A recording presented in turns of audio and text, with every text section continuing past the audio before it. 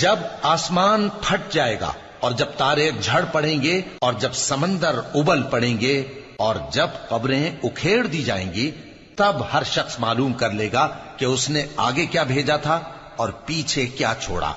اے انسان، تجھ کو اپنے رب کریم کے بارے میں کس چیز نے دھوکہ دیا؟